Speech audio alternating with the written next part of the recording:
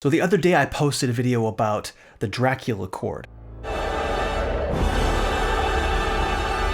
that I had labeled like this. I called it an E minor 2/4 because we had an E minor tetrachord and there was no D, so I didn't call it an E minor 11. Some people in the comments said that they heard a D. Turns out that there is one. I heard one too. And they also mentioned that the score has been published by Omni Music Publishing, which I didn't know when I made this video. So I went to try to order the score, and it's out of print. So I got a hold of Tim Rodier from Omni Music Publishing, and he helped me get some clarity on what this chord is. So big shout out to Tim Rodier. Thanks for that. Here is the actual chord. And it's so dense that I decided to break it up into sections for you. First of all, the strings are doing this. This E, F sharp, G, A tetrachord is way down here. This is the strings.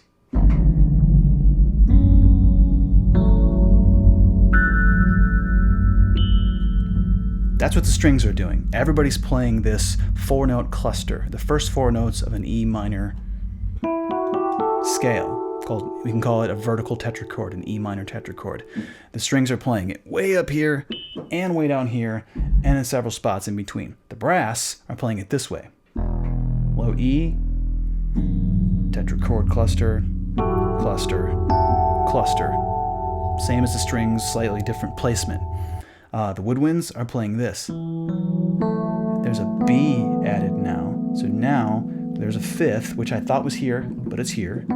There's an octave displacement, and woodwinds finish out up here. Again, this 4-note cluster over and over and over again. But the piano plays this. The cluster in the right hand, the same cluster that everyone else is playing in octave displacement.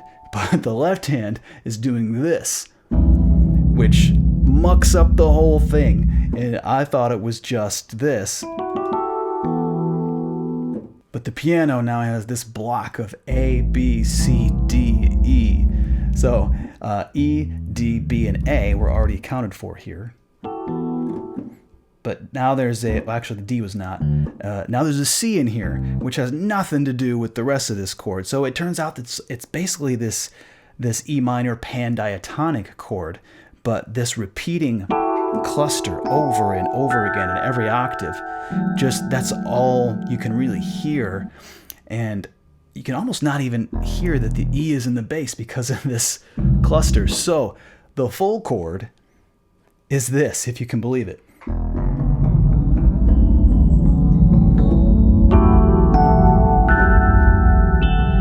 I mean, look at that thing. Look how the sharps like start left and make a nice little triangle. I mean, that is just, it's like a tree of a chord.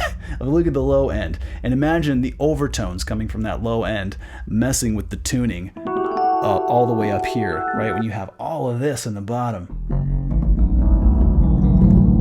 That's what's down at the bottom. It's just a ridiculously muddy, almost comically muddy voicing. So you'll have to forgive me that I couldn't hear all of those notes. But I think it's a good idea if we return to Keanu Reeves and ask him what he thinks of this chord. Keanu, what's your reaction to this chord? Whoa, indeed. Yeah. Who this? This beat. Yo, who this? Yo, who this? Who this?